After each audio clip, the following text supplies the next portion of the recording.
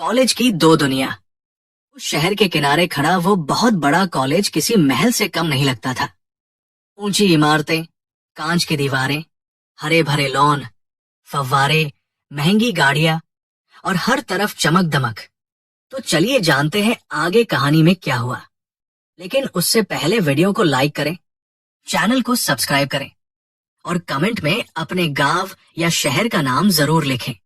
और उसी कॉलेज में पढ़ता था आरव, शहर के जाने माने उद्योगपति का बेटा, करोड़पति परिवार से आने वाला, जिसके लिए पैसे की कभी कोई कमी नहीं रही, जो ब्रांडेड कपड़ों में आता, महंगी कार से उतरता, दोस्तों के बीच हंसी उड़ाता, अपनी दुनिया में रहता। और कॉलेज में उसकी पहचान सिर्फ एक अमीर लड़के की नहीं बल्कि उस लड़के की थी जो अपनी रईसी को छुपाता नहीं था बल्कि खुलकर जीता था, जिसे लोग कहते थे ये लड़का कॉलेज फाड़ देता है, क्योंकि उसके पास हर चीज थी, पैसा, रुतबा, नाम और आत्मविश्वास। और उसी कॉलेज के उसी कैंपस में, उसी भीड़ में, उसी शोर में पढ़ती थी अनन्या, एक मिडिल क्लास परिवार की लड़की, जिसके पिता एक प्राइवेट नौकरी करते थे और माँ घर संभालती थी, जिसकी जिंदगी हिसाब किताब, जिम्मेदारी और सीमाओं में बंधी थी, जो रोज बस से कॉलेज आती, साधारण कपड़े पहनती, किताबों को कसकर सीने से लगाकर चलती, और जिसका सपना बड़ा था लेकिन साधन छोटे थे। अनन्या के लिए ये कॉलेज किसी सपने जैसा था, क्योंकि उसने बहुत मेहनत से यहाँ दाखिला पाया था, स्कॉलरशिप पर पढ़ रही थी और हर दिन खुद से एक वादा करती थी कि वो किसी भी हाल में पढ़ाई से समझौता नहीं करेगी। उसे पता था कि इस चमकती दुनिया में उसकी जगह बनाना आसान नहीं है। फिर भी वो चुपचाप, बिना किसी दिखावे के, अपनी राह पर चल रही थी। जबकि आरव के लिए ये कॉलेज सिर्फ एक पड़ाव था, एक ऐसी जगह जहां वह अपने दोस्तों के साथ मस्ती करता, पार्टी की प्लानिंग करता और कभी कभी लेक्चर में बैठकर भी अपने फोन में बिजनेस, यूज या कारों की तस्वीरें देखता। दोनों की दुनिया एक ही जगह होते हुए भी बिल्कुल अलग थी, जैसे एक ही आसमान के नीचे दो अलग अलग मौसम। कॉलेज के पहले दिन ही अनन्या ने आरव को देखा था, जब वो अपनी स्पोर्ट्स कार से उतरा था और उसके दोस्तों ने तालियां बजाई थी। उस पल अनन्या के मन में न कोई जलन थी, न कोई आकर्षण, बस एक साधारण सा विचार आया था कि कुछ लोगों की जिंदगी कितनी आसान होती है और कुछ लोगों की कितनी कठिन।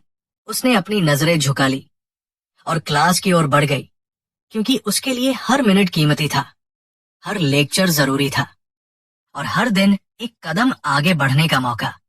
जबकि आरव ने भी अनन्या को उसी दिन देखा था, भीड़ में एक सादा सी लड़की, बिना मेकअप, बिना किसी शोर के, जो अपने में सिमटी हुई थी। और शायद पहली बार उसकी नजर किसी ऐसे चेहरे पर गई थी जो इस कॉलेज की चमक से मेल नहीं खाता था। समय बीतता गया, कॉलेज की दिनचर्या चलती रही। फेस्ट, सेमिनार, प्रेजेंटेशन और ग्रुप प्रोजेक्ट्स के बीच दोनों की दुनिया कभी कभी टकराने लगी। एक दिन लाइब्रेरी में आरव को बैठने की जगह नहीं मिली और वो अनन्या के सामने वाली कुर्सी पर बैठ गया। दोनों के बीच कोई बातचीत नहीं हुई, लेकिन अनन्या की किताबों पर पड़े नोट्स, उसके चेहरे की गंभीरता और उसकी आंखों में छुपी मेहनत ने आरव का ध्यान खींच लिया। वो पहली बार किसी को देखकर ये सोच रहा था कि शायद जिंदगी सिर्फ पैसे से नहीं बनती, शायद कुछ लोग ऐसे भी होते हैं जो हर चीज खुद बनाते हैं। अनन्या के लिए आरव अब भी वही अमीर लड़का था, जिससे उसे कोई लेना देना नहीं था, लेकिन वो ये महसूस कर रही थी कि उसकी नजरें अक्सर उसके आसपास घूम जाती हैं। वो असहज हो जाती थी, क्योंकि उसने बचपन से यही सीखा था कि बड़े लोगों से दूरी बनाकर रखना ही बेहतर होता है। उसकी माँ हमेशा कहती थी कि अपनी हैसियत में रहो, सपने देखो लेकिन जमीन से जुड़े रहो। और अनन्या उसी सीख के साथ आगे बढ़ रही थी। जबकि आरव के भीतर एक अजीब सा बदलाव शुरू हो चुका था। उसे लगने लगा था कि उसकी दुनिया अधूरी है, कि उसके पास सब कुछ होते हुए भी कुछ कमी है, और वो कमी शायद उस सादगी में छुपी थी जो अनन्या के चेहरे पर साफ दिखाई देती थी। कॉलेज में एक ग्रुप असाइनमेंट आया और किस्मत ने दोनों को एक ही ग्रुप में डाल दिया। अनन्या ने इसे सिर्फ एक काम की तरह लिया, लेकिन आरव के लिए ये मौका था। वो पहली बार किसी ऐसे इंसान के साथ काम करने जा रहा था जो उससे प्रभावित नहीं था, जो उससे डरता नहीं था और जो उसे सिर्फ एक स्टूडेंट की तरह देखती थी, न कि एक करोड़पति के बेटे की तरह। मीटिंग्स के दौरान अनन्या की तैयारी, उसका अनुशासन और उसकी साफ सोच आरव को प्रभावित करने लगी और उसे एहसास हुआ कि असली ताकत दिखावे में नहीं बल्कि मेहनत में होती है। इस बीच अनन्या के घर की हालत आसान नहीं थी। पिता की नौकरी में तनाव था, खर्चे बढ़ रहे थे और वो सब कुछ जानते हुए भी मुस्कुराकर कॉलेज आती थी, क्योंकि उसे विश्वास था कि उसकी पढ़ाई ही उसके परिवार की हालत बदल सकती है। और शायद इसी विश्वास ने उसे और भी मजबूत बना दिया था। आरव को इन बातों की भनक नहीं थी, लेकिन वो ये समझने लगा था कि अनन्या की चुप्पी के पीछे एक लंबी लड़ाई है, एक ऐसी लड़ाई जो हर मिडिल क्लास बच्चे की होती है, जहां सपने और जिम्मेदारियां साथ साथ चलती हैं, नजदीकियां और फासले। कॉलेज के दिन जैसे जैसे आगे बढ़ रहे थे, वैसे वैसे आरव और अनन्या की जिंदगी एक दूसरे के करीब आती जा रही थी। लेकिन ये नजदीकी आसान नहीं थी।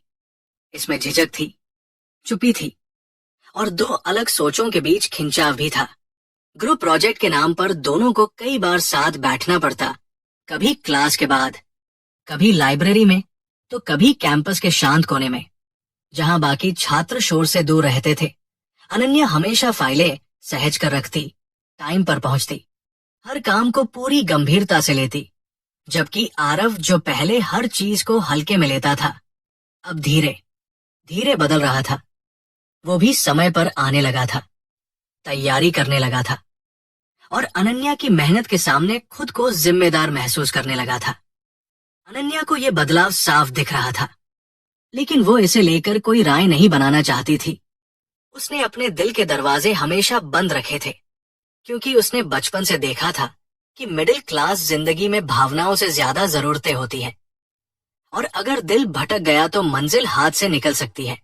इसलिए वो आरव से बात करती भी थी तो सिर्फ काम की, सीमित शब्दों में, बिना किसी अतिरिक्त भावना के।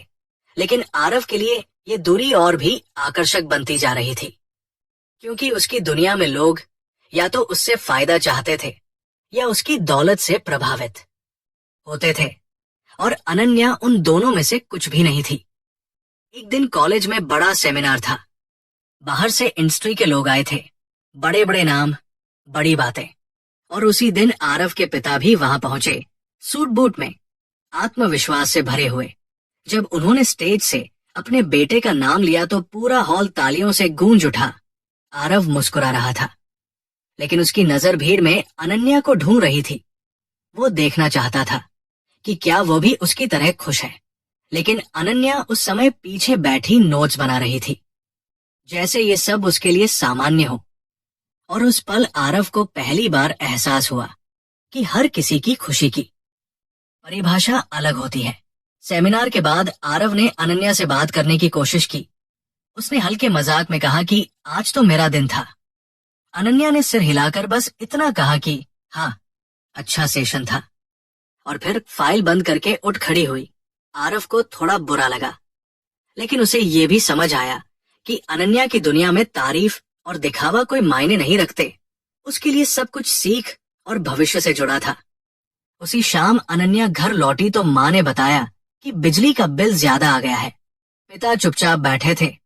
अनन्या ने बिना कुछ कहे अपने कमरे में जाकर किताबें खोली, क्योंकि वो जानती थी कि शिकायत करने से कुछ नहीं बदलता, बस मेहनत ही रास्ता दिखाती है। अगले दिन कॉलेज में कल्चरल फेस्ट की तैयारी शुरू हो गई। हर तरफ रंग, म्यूजिक, पोस्टर और उत्साह था। आरव को ऑर्गेनाइजिंग कमेटी का हेड बना दिया गया।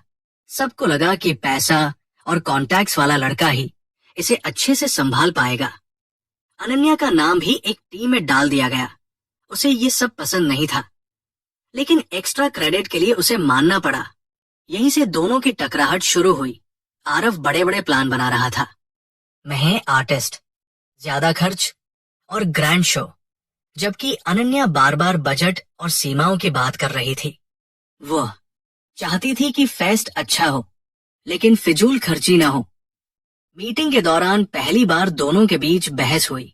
आरव ने कहा कि अगर बड़ा करना है तो खुलकर करना पड़ेगा, और अनन्या ने शांत लेकिन दृढ़ आवाज में कहा कि हर बड़ा काम पैसे से नहीं, समझ से भी होता है।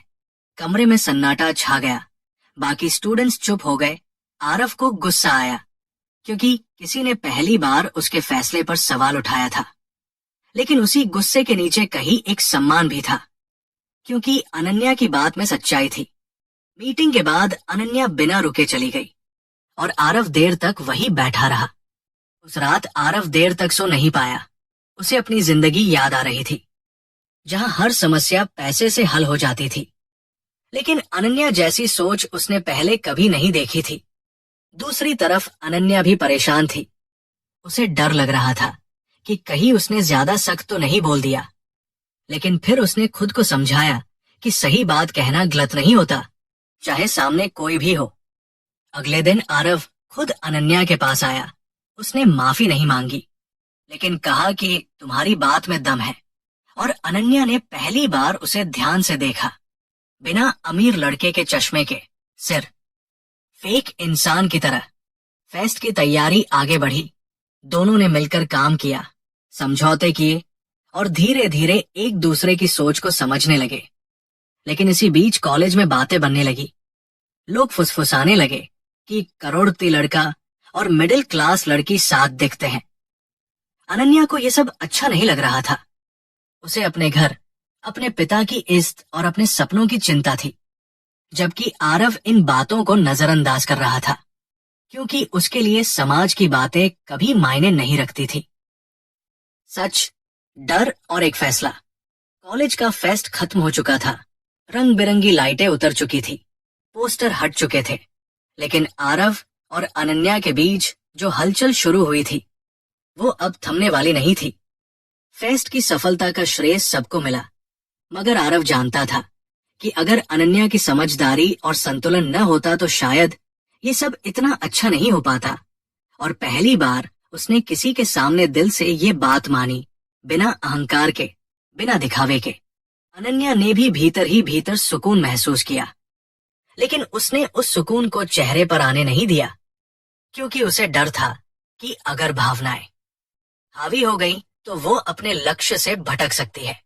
कॉलेज के बाद दोनों की बातचीत बढ़ने लगी, कभी लाइब्रेरी में, कभी कैंटीन में और कभी बस स्टॉप तक। आरव अब अपनी महंगी कार कॉलेज के बाहर ही खड़ी कर देता था और पैदल चलता था, ताकि अनन्या के साथ कुछ कदम चल सके। ये बात अनन्या को अजीब लगती थी। वो बार बार कहती कि उसे जल्दी होती है, लेकिन आरव मुस्कुराकर साथ चलता रहता। इन छोटी छोटी बातों में एक अनकहा रिश्ता बनने लगा था, जो न दोस्ती था न प्यार, बस एक समझ जो धीरे धीरे गहरी हो रही थी। एक दिन लाइब्रेरी में बैठे बैठे अनन्या की आंखें भर आई। वो फोन पर पिता की आवाज सुन रही थी, जो नौकरी के तनाव से थके हुए थे। बात खत्म होते ही उसने फोन बंद किया और खामोश हो गई। आरव ने पहली बार उसे इस तरह टूटा हुआ देखा। उसने बिना सवाल किए पानी की बोतल आगे बढ़ा दी और कुछ देर चुप बैठा रहा।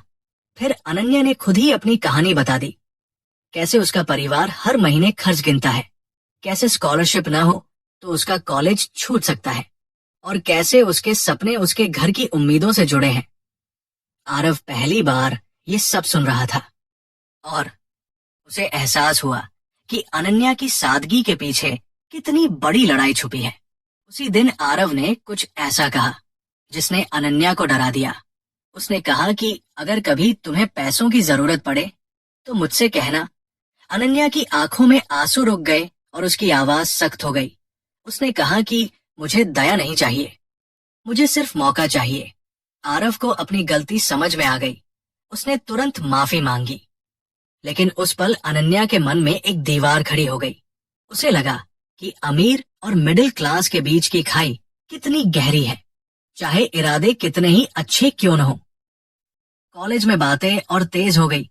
कुछ लोग अनन्या को ताने देने लगे, कुछ ने उसे मौके तलाशने वाली कहा और कुछ ने आरव को समझाया कि वो अपनी हैसियत भूल रहा है। ये सब अनन्या के लिए सबसे मुश्किल था, क्योंकि उसने हमेशा मेहनत से अपनी पहचान बनाई थी और अब लोग उसकी नीयत पर सवाल उठा रहे थे। उसने आरव से दूरी बना ली, ग्रुप मीटिंग्स में भी कम बोलने लगी और जल्दी निकलने लगी। आरव समझ नहीं पा रहा था कि क्या करे, क्योंकि उसने पहली बार किसी को खोने का डर महसूस किया था। इसी बीच एक दिन कॉलेज में आरव के पिता आ गए। उन्होंने अपने बेटे को एक तरफ बुलाया और साफ शब्दों में कहा कि तुम्हारा ध्यान पढ़ाई और बिजनेस पर होना चाहिए, इन फालतू रिश्तों पर नहीं। आरव ने पहली बार अपने पिता की बात का विरोध किया। उसने कहा कि अनन्या फालतू नहीं है, वो मेहनती है, समझदार है और उससे बहुत कुछ सीखा जा सकता है। पिता ने सख्त नजर से देखा और कहा कि हमारी दुनिया अलग है, और यही वाक्य आरव के दिल में चुभ गया। दूसरी तरफ अनन्या के घर भी हालात बिगड़ रहे थे। पिता की नौकरी जाने का खतरा था। मां चिंतित थी और अनन्या खुद को दो हिस्सों में बंटा हुआ महसूस कर रही थी। एक हिस्सा जो आरव के साथ सहज था और दूसरा जो अपने परिवार की जिम्मेदारियों से बंधा था। उसने तय किया कि वो इस उलझन को खत्म करेगी। उसने आरव से बात करने का फैसला किया। एक साफ आखिरी बात। कॉलेज के उसी शांत कोने में जहां कभी दोनों ने साथ बैठकर प्रोजेक्ट की बातें की थी, अनन्या ने आरव से कहा कि वो अब ये सब नहीं चला सकती, कि उनके बीच की दूरी सिर्फ पैसों की नहीं बल्कि सोच और हालात की है। आरव ने उसे रोका, कहा कि वो सब संभाल सकता है। लेकिन अनन्या ने पहली बार अपनी आंखों में आंसू लेकर कहा कि हर किसी की लड़ाई अलग होती है और मेरी लड़ाई तुम्हारी दुनिया में फिट नहीं बैठती। ये कहकर वह चली गई और आरव वही खड़ा रह गया, एक ऐसे मोड़ पर जहां पैसा, रुतबा और ताकत सब बेकार लगने लगे थे। टकराव, टूटन और खुद से सामना। अनन्या के जाने के बाद कॉलेज वही था, वही इमारतें, वही रास्ते, वही शोर। लेकिन आरव के लिए सब कुछ बदल चुका था। जिन जगहों पर वो हंसता था वहां अब उसे सन्नाटा सुनाई देता। जिन दोस्तों के बीच वो मस्ती करता था वहां अब उसे खोखलापन लगता। वो क्लास में बैठता तो लेक्चर सुनाई नहीं देता, सिर्फ अनन्या के कहे शब्द उसके दिमाग में गूंजते रहते कि मेरी लड़ाई तुम्हारी दुनिया में फिट नहीं बैठती।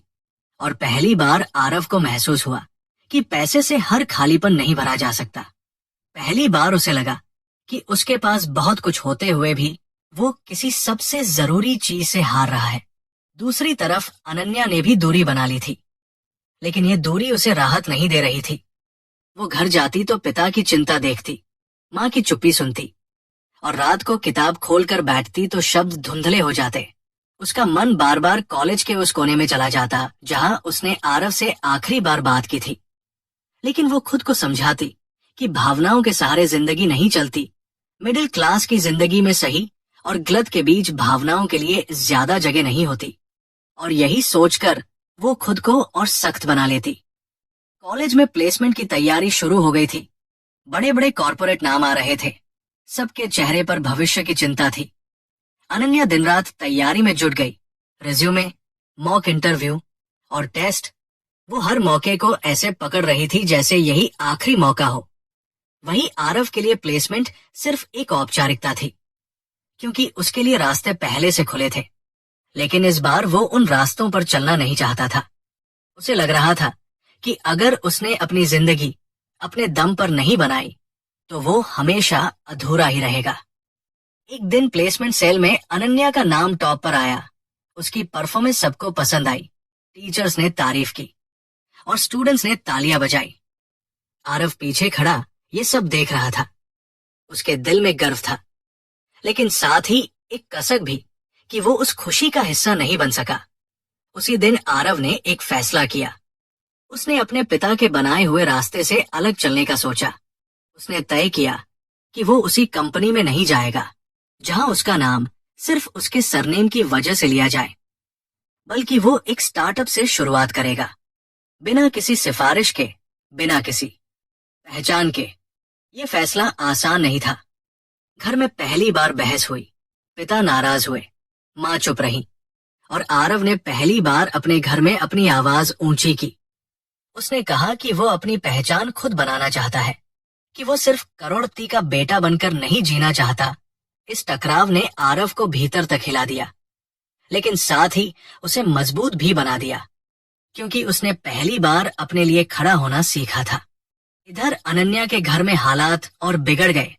पिता की नौकरी सच में चली गई। घर में सन्नाटा छा गया। माँ की आंखों में डर था और अनन्या ने बिना कुछ कहे एक और जिम्मेदारी अपने कंधों पर रख ली। उसने पार्ट टाइम काम शुरू किया। पढ़ाई के साथ साथ ट्यूशन देने लगी ताकि घर का खर्च थोड़ा संभल सके। ये सब करते हुए भी उसने अपने सपनों को मरने नहीं दिया। लेकिन थकान अब उसके चेहरे पर साफ दिखने लगी थी। एक दिन कॉलेज की सीढ़ियों पर आरव और अनन्या आमने सामने आ गए। दोनों रुक गए। कुछ पल चुपी रही। फिर आरव ने कहा कि उसे अनन्या से बात करनी है। अनन्या ने पहले मना किया, लेकिन फिर मान गई। दोनों उसी पुराने कोने में बैठ गए जहां कभी शुरुआत हुई थी।